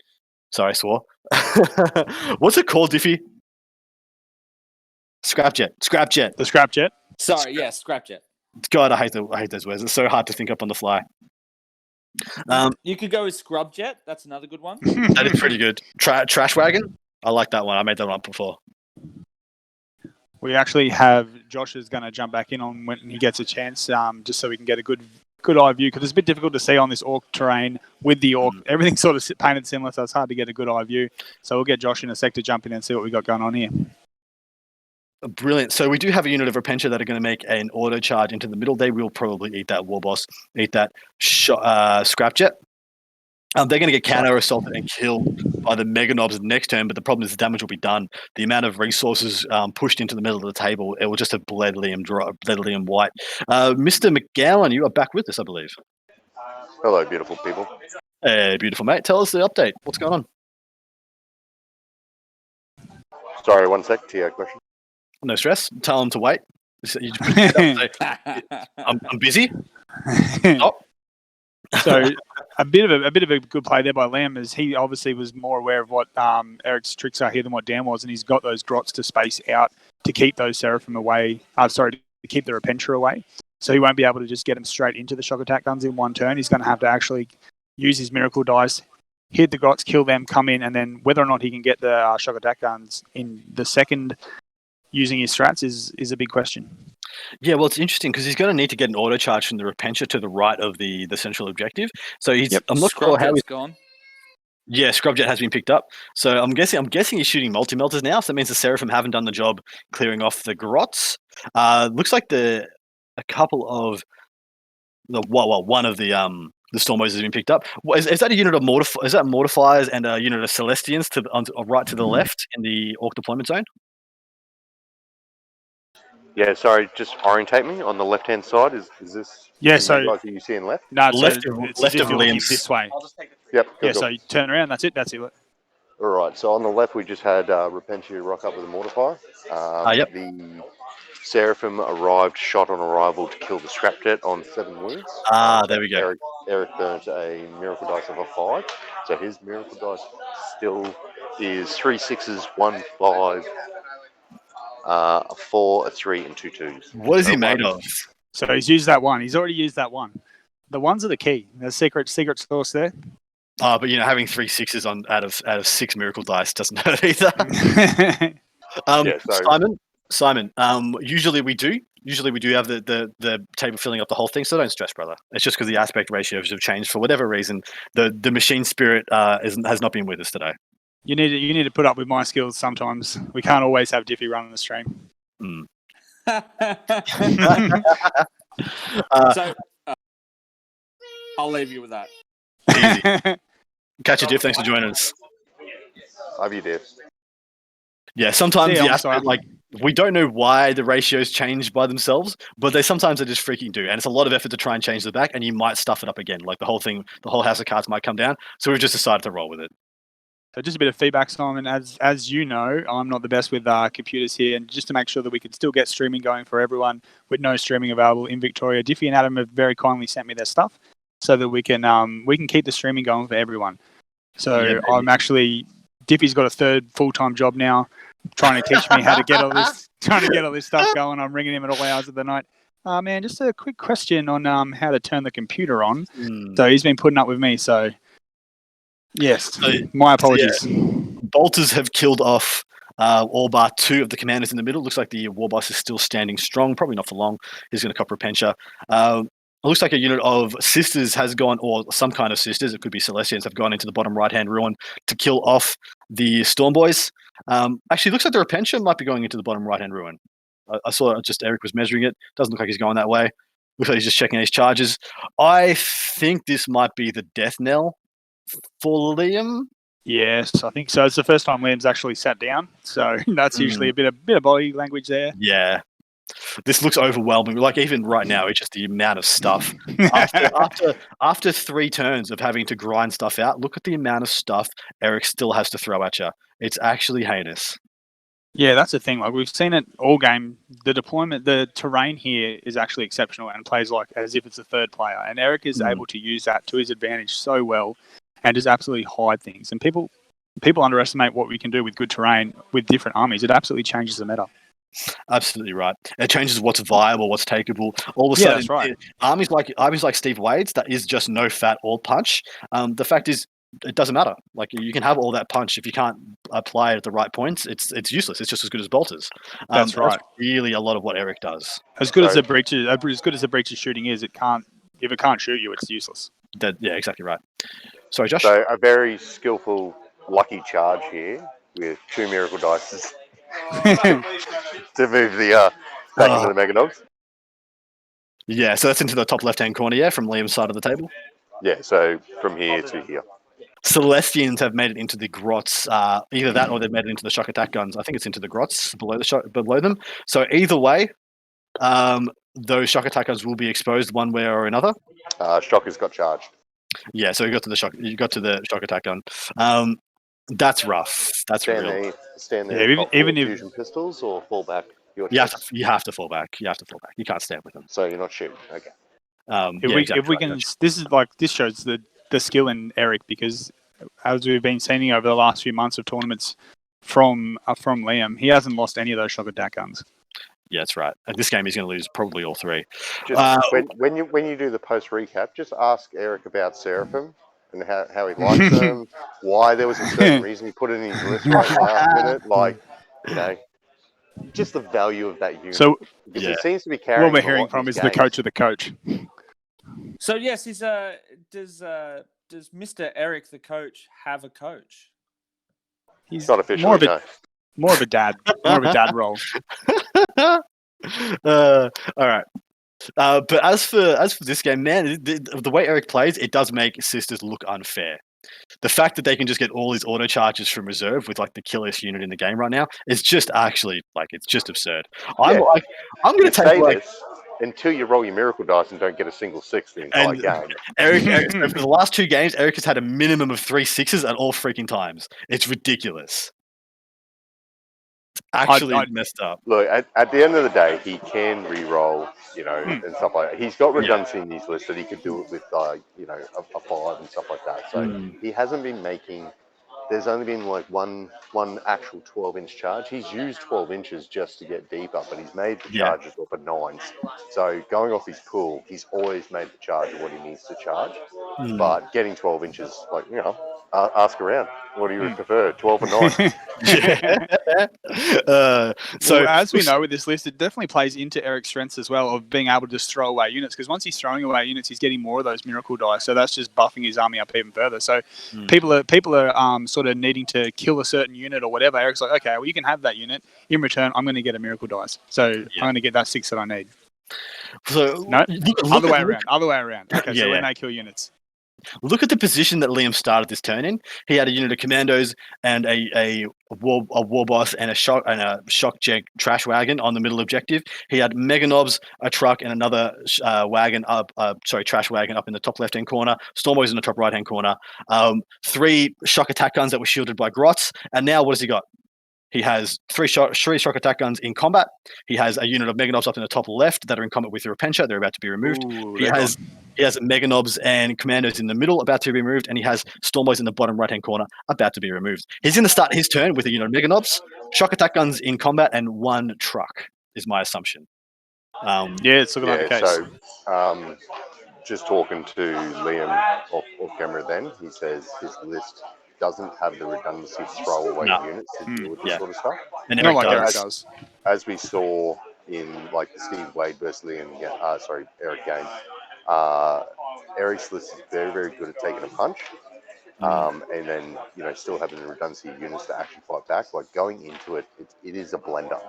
So you can't just send 10 Vanguard or 5 shield guard vets into it, because you get, even if at best you get 10 sisters, you go, that's 110 points. Oh, the hugging's happened. Oh, the hugging's out. I think that's a game called, by Liam. Yeah, there's not much point in Liam to continue. This is a knockout round. Him getting extra points in this doesn't matter whatsoever. His ability to win this game is completely gone. And, man, bit of a masterclass by Eric. But the more I think about these list matchups, the more I feel like it was really, really uphill for Liam. His secondary choices may not have helped him. Locking himself into domination and direct assault, locking himself into a meat grinder against an army that just has so much meat to put into you. That's OBSEC. That is very redundant. Doesn't mean much to him. Probably the same issues as what Dan had. He just bled out. And then he committed his hammer units, things like the Repentia, the Mortifiers, and just ended the game. Yeah, that's it. And I think as you mentioned like previously, the biggest threat so far to Eric, so it was just a quick shout out to him because he obviously got dusted in the first game. But shout out to Dan Savage because he actually was able to go as close as possible and actually nearly upset Eric. So while it may look like he just bowed out in the first round, had he got a different matchup and got a different run, there's definitely a chance here that he could have definitely taken it to Eric in the final game. Yeah, absolutely right. And that's just a quirk of the Masters. A Masters event, every single game is a top table at another event. So, even if it did happen in the first round, it could have been any GT anywhere in Australia, possibly anywhere in the world. But, dude, yeah, that's our Masters. Eric, the man, the myth, the legend, his third Queensland Masters in a row. For the third time in a row, he is the best player in Queensland. That is correct. Oh, and possibly Australia. Australia. Unless someone wants to step up to that. We'll see. Well, the Australian Masters is happening in about a month from now, so we'll find out for sure. Eric's going to be in attendance. I'll be in attendance. Can't say I'll be. Yeah, he is playing, as far as I know. Yeah, I think Eric's playing. Yep, Josh can confirm that. Yep, Josh is nodding his head in approval. Yep, Eric will be there. Eric will be there. I'll be there. I think there's like 8 of us coming down for it. I certainly won't be winning, but I'll certainly be there in attendance, going out in round 1. I know all the Art of War boys are coming, so Denise and Liam, I guess, from the normal blokes, they'll be there. Luke's coming. He was streaming with here last time. Shout out to my boy Luke. Had the calamari and chips in his honor. In honor of who? Paul will be there. Luke, he just seems to. I've had dinner with him twice, or a dinner and a lunch, and both times he had calamari and chips. So it seems to be his go-to meal. Loves his 30-second calamari. Yeah, that's it. So yeah, Paul Gurney's going to be there. So most of the boys you see on stream today will be down in Adelaide. Fantastic. Well, dude, that is just going to be such a stacked event. We're going to be casting that event. Yourself, me and you. We're going to be, for the first time, we'll be there in person. I'll be able to sit next to you in the hot seat, and we'll be able to cast it in person for the entire of the Uprising main event. That's 8 games, guys. 8 games across 3 days of top shelf Australian content, Australian gaming. 120 players at the moment. Probably going to be 130 by the time the event goes live. But prior to that, we're going to have a Masters event, which I'm going to be playing in. Nick's going to be lovingly joined by either Luke or Denise or both from the normal blokes to stream that. And exciting days ahead, man. That is a lot definitely. of 40K in 4 days straight. It's going to be impressive. It's going to be impressive. Yeah, so exactly. You'll be there, won't you, Diff? I will not. He'll be there with spirit. Spirit of the Omnissiah will be there, carrying our soggy asses. Trust me, I have no doubt that I will be remotely fixing stuff up for you guys. Yeah, that is the weekend of my daughter's first birthday. We will have Luke there, and he knows which button on the mouse to press, so he's a bit ahead of me and Adam. So hopefully he'll be able to help us there. So just to recap, right now, this is one of the best things about Masters is, in my opinion, that the top table is playing for first and second. So Liam Hackett is your second place Queensland Master, e.g. the second best player in Queensland for the year of 2020. Eric, of course, being in first. So what's up for grabs is third place. I'm not sure. Do you guys want to stick with this and go the journey, or do you want to cut the stream now? I'm sitting here either way, so I'm happy to keep chatting. We still got 40 minutes. We can do some post recaps and stuff. No, I'll be able to get Liam and both Eric on for a chat as soon as they're free. Liam, no doubt, want to reminisce about that game that he's just had. Yeah, he'll be rewriting his list in his head. He'll be like, I can't take that anymore, and I got to take that. They're just entering their scores. Yeah, so they're just packing their stuff up. Yeah, as soon as he tapped never mind. As soon as he made 3 charges from reserve, he literally made 3 charges from reserve that turn. Like the Seraphim, 2 units of Repentia, like the game's over. Like if Blood Angels did the same thing, the game would be over. Like anything makes 3 charges from reserve, you're pretty cooked. So remember you had 3 6s, 5 and a 4. So it's like when you rocked up with the against the Meganobs, he just used the 5 and the 4. Yeah, exactly. To get the 9. I'm like, 9 in charge, 6, double 6s over here, stuff like that. So it's so yuck, isn't it? All right. Well, I've just brought up the Space Marine game here because Wade's come over and told me that he's going to crush the Silver Tide. So he's obviously a bit confident in how it's finishing off here. How humble of the man. Good on him. Looks like the Smash chappie has actually pulled his finger out and he managed to kill those 2 race. Actually, all the race are gone. We missed the Inceptors making their move. They did I knew I shouldn't have changed the channel. They did the thing, mate. They jumped over to the right-hand side and probably popped most of a unit of 20, if not a whole unit of 20, depending on the buffs they had. Top hand side, top hand corner has been completely cleared of Necrons. Bottom right-hand corner is completely cleared as well. Looks like he's corralling the last 2 units of Necron Warriors back into their deployment zone, and they will not be getting back out of there again. No, that's correct. Good job for Wadey. The thing is, though, like the Necrons had all the board presence, but I just didn't see him do any freaking damage, did they? No, that's definitely true. That's the thing that I found. They're a bit wet noodle. Yeah, that's it. I was looking for a PG word to describe them there. Wet noodle. Wet noodle goes work. Well, yeah, wet noodle works. Yep, that works. But what's he lost? He's still got 2 units of Vanguard that I can see on the table. He's got his Inceptors. He's got 2 units of attack bikes. He's got everything left. Maybe the problem is that the threat range from Wadey outranged the Necrons because he took the flayers a lot, so they're only smaller range. So Wadey's able to just go, well, I'm out of range, and then I can charge you from that range. Into range, yes. Yeah. It's like he didn't really get a shot off. Yeah, exactly right. So he just sits 18 inches away, and even with the 6-inch move or the whatever from the things, they're not going to get within range. And then you just dive them on the return if they move up, and they have to move up. Yeah, no noble to get my will be done to give him that extra pot exactly. and all that sort of stuff. Exactly right. Easy charges, and then that's it. Rough. Our champion for this entire event, the Land Raider Killer, is still standing at the end. I want it known, set in stone. We need to get an actual specific icon for Paul Gurney. Diffie, can you make this? Can you make a little Land Raider icon for Paul Gurney? So we have it next to. If every event he takes the Land Raider Killers to, he gets a little icon next to it. Yeah, I'm sure we can make something. Good man.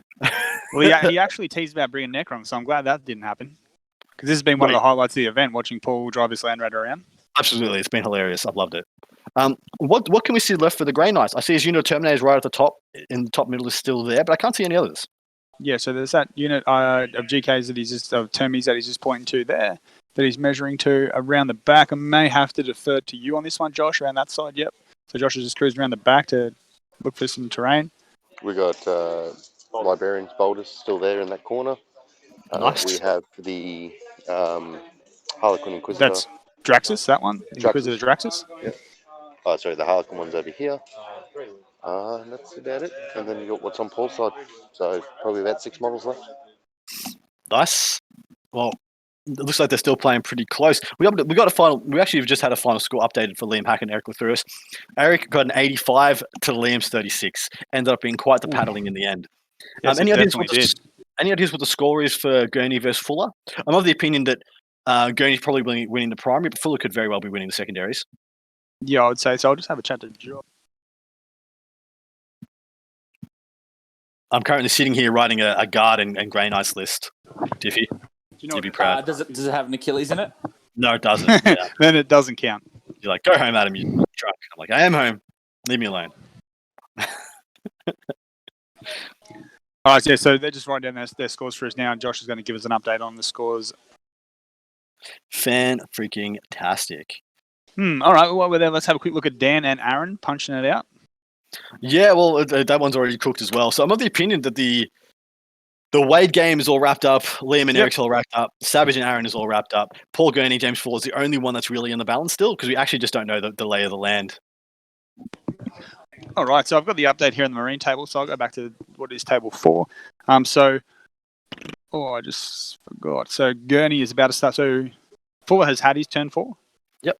And Paul is about to start his turn 4. So looking here at the primary, we've got 10, 5, 10, so 25 for Fuller, and then he has 4 and 3, so 7. So he's on 27, and then with Paul a turn behind, he is already on 30 for the primary. And Aboard the Witch, he's on 15. And Scramblers, he's already done 1 Scrambler. So it's looking very highly in Paul Gurney's favour. Yeah, damn Aboard the Witch. Without Aboard the Witch, that's a game. The game's on. But just being auto 15 points up, even when James specifically wrote a list to not give up a ball, still gave it up. It's still going to cause a bit of a lopsided result at the end. Yeah, it's definitely an interesting choice there. Obviously, he can hide the GKs as much as he wants, but in doing that, he's not participating in the game. So then when he's not participating in the game, he's obviously not getting the primaries and the secondaries that he needs to do to win. So he's kind of got himself into a little hole there. Yeah, I agree. It's just a bit awkward. But never know. This still could come around. We still might not be seeing a big play that Fuller might have up his sleeve, but I just can't see it at this late in the game with so few pieces left. Yeah, that's it. So I might have a look and see as people slowly start putting their scores in. Let's have a look at the quick leaderboard, shall we, and see what's going on. And again, just to remind everyone at home, this is overall, so both tournaments combined. And Adam and I will be able to, and Diffie will be able to separate the players for you. Well, I've got a big inkling that Brian Lakeland might be taking first place in this overall, with Eric coming in second. Ooh. So so Brian is the unofficial master of Queensland, is what we're saying. Yeah, so it's Justin Lay versus Brian Lakeland in the under event, playing on the top table, with Justin being 193 and 191 for Brian. So either of those guys get 50 points in their game, and they automatically go to the top of this leaderboard on battle points at least. So whichever one gets the round points is going to take first place here, just because they got such massive wins.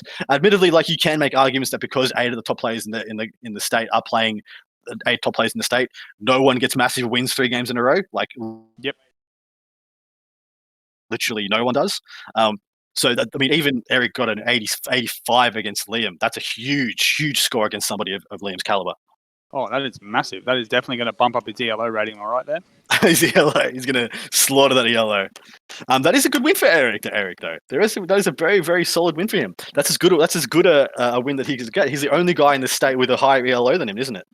Yeah, that's correct. We're just going over like a quick rundown of the 3 games he played. So obviously Dan Savage, the hottest player in the tournament right now.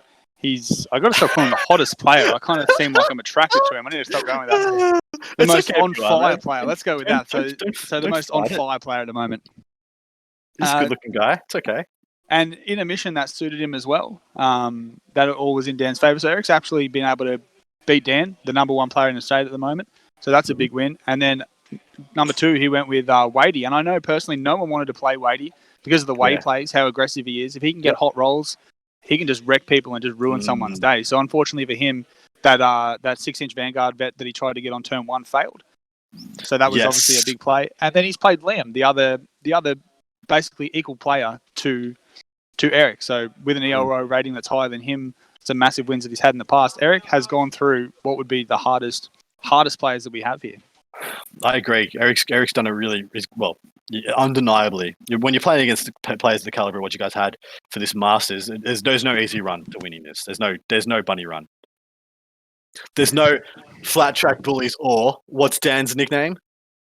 Dan Easy Street Savage. Shabam! He was not an Easy Street turn game 1, was he? Woo-hoo. No, definitely not. But having said that, though, he's been able to pull that all around. And and do what he can. So actually, with me right here, where is my interview screen? So with me right here, I have the man himself. Yep. So I will jump off. I will give the headphones to him. You able to chuck the interview screen on? Or just chuck us on to whichever game's going. Hello again, my man. Well done, and congratulations on your 3rd Queensland Masters in a row. Thanks, bro. Feels good. Hey, brother. Hey, son. How you doing? Hey, Dad. What's going on? Doing well. Hey, what do I say? Never bet against Eric. Yeah, that's right. Yeah. Once again, just the sheer volume of MSU you can sling around, just forcing people into a grinder, plays in your favor. Making 3 charges from reserve just seems freaking obnoxious, though, doesn't it? It was 2. It was 2, yeah. Wasn't it the Seraphim and 2 units of Repentia made a charge? Nah, so that Repentia unit that charged into Liam's bottom right was sitting behind the middle L shape. Of course. So they just used a 4 yeah, or 5 so I on did. the advance. Yeah. So I used a 5 on the advance, and then I just auto 12'd the Repentia from reserve. Yuck. We were thinking you were going to put Repentia in the bottom left-hand corner and just try and kill all 3 shock attack guns in a turn. I couldn't fit the unit there. Okay. He had a Gretchen tail hanging out there. That's what we assumed. We assumed either you can't fit it or he doesn't need it. And it turns out you didn't need it. Seraphim went in, and just touching them was enough to end the game. Like, literally, like I could see Liam's hand trying to go out, and he was like, no, not yet, man, not yet. Yeah, no, it was good, man. But it's the same problem everyone else seemed to have against my list. Like I got no meaty targets, so there's no key units to get rid of. Yep. So they spend too long trying to trade units with me, and especially with Liam's list, he doesn't have that excess of units to do that. Yeah, exactly right. Also, Yeah, I was saying during the game, with those outflanking Repentia, it does mean that you can't commit to going forward against you until they're really on the table. Exactly. But if you don't commit, then you're not getting through the MSU, and so you Yeah. just screwed either way. Yeah, it's really awkward, man. Yeah, like you gotta protect the backfield the whole time they're off the table. Yeah, and the list puts people into a lose-lose situation. Yeah. It really does, man. It's a really well written list, really well thought out, and a testament to your abilities. What did you think of Liam's secondary choices? I liked that he took domination. I thought that was a fine choice. I didn't like he took domination and direct assault. Yeah, so a bit of a mistake taking the mission secondary against me. That's more just a lack of understanding of how my army's going to function against him. Because he was 100% forced into the grind. He was forced to play the grind game, and you just there's no good trades. Like there's nothing he can put in that's a worthy trade for like 5 sisters. Liam can hear us now. Are you? Can you hear us through your headset, mate? I can hear you. Fantastic. We've got a bit of an echo because Eric's will be picking up yours as well. What do you think of the game, Liam? Going in, how confident were you? So, to be honest, I actually do think the Orcs have the tools to play a pretty good game against them.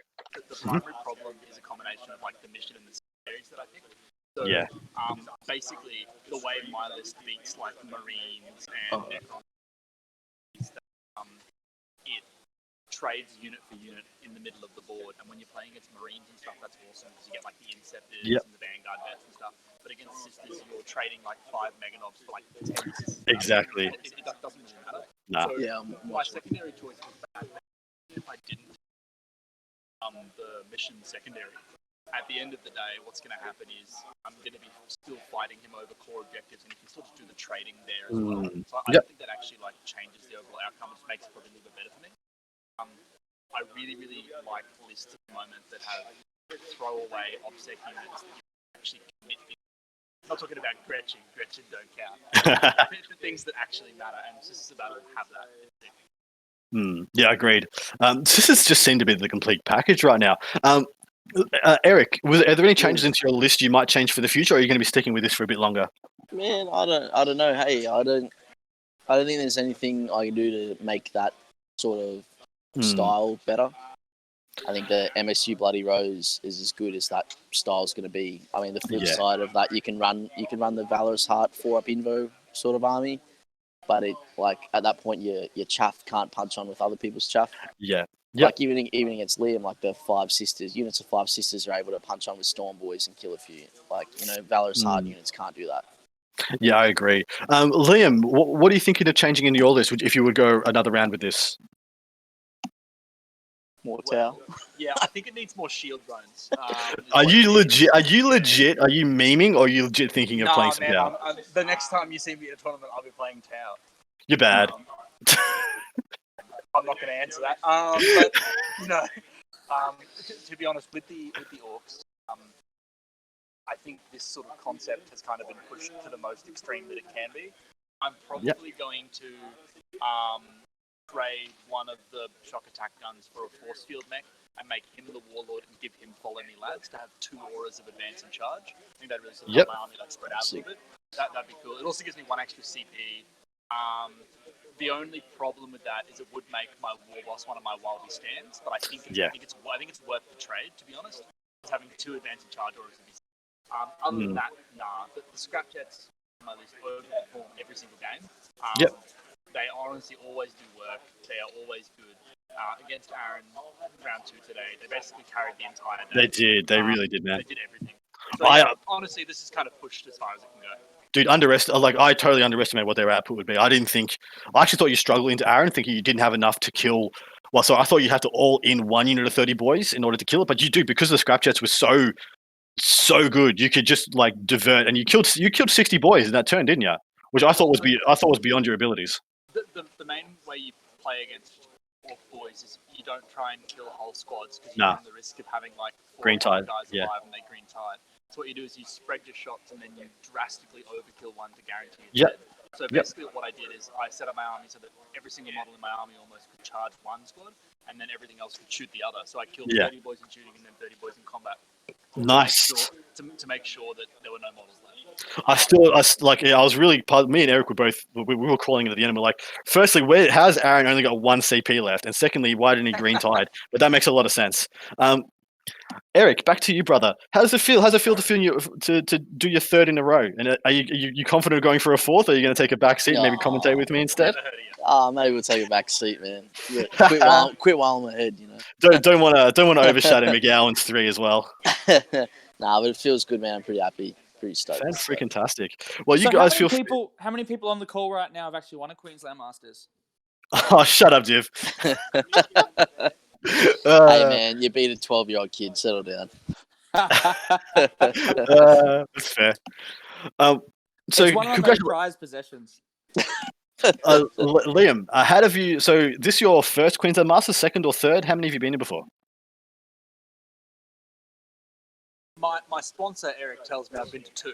Okay. I'm actually not sure, to be honest. Yeah, we played at the last one. Okay. How are our boys doing? So it looks like Savage got up, Green went down. Paul Gooney's looking like he's getting up against Fuller, and Mr. Steve Wade is getting up versus Kilby Francis.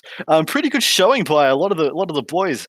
Liam, apart from Eric, which army didn't you want to play against? To be honest, the one that I was actually more annoyed by was actually Aaron's. Yep. Not because I don't have the tools to deal with it, but because there are certain missions, namely the one that Eric and I actually just played.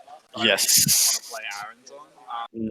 I got lucky in a number of respects. Vital intelligence is bad for horde armies. It's real bad. In my opinion, just because you have to split your list. Yeah. And because I'm quite heavy shooting, I can sort of make a hammer and anvil, and that was in my favor. It was mainly Eric's and Aaron's. I think I kind of have the tools to play the rest of the armies, to be honest. Yeah, actually, I would have liked to have seen what you would end up doing with Steve Wade's list, just because you have a bunch of mortal wounds and high quality shots to go into his, whereas he actually has to charge you to get a decent amount of work done against you. Just ask Ducky, bro. Oh, yeah. Fair call. Well, I noticed that before he played Duck, he had 0 Vanguard vets and wasn't Raven Guard. After he played Duck, he's Raven Guard with 2 units of Vanguard vets. So yeah, enough said. Yeah, look, to be honest, my orcs were deliberately, well, not deliberately designed, but as kind of a side effect of how the list ended up being, it's sort of built to play Necrons and Marines very, very well. Lots of 3 damage flat, lots of AP4, lots of shooting that's 3 damage flat or D6 damage. It kind of kills multi-wound Marine models even with Invos. So what you're saying is you skewed to play Ben Warrior, who wasn't even at this event. Yeah, I skewed to remind Ben. God, I hope you're listening. I'm coming through. Nah, that's legit. All right, gentlemen. Is Nick about? Yeah, I'll just grab him, man. It's probably time we wrap this bad boy up. Congratulations to both of you guys coming first and second. Thanks, Adam. Have a good one. Well done, lads. Fantastic job, guys.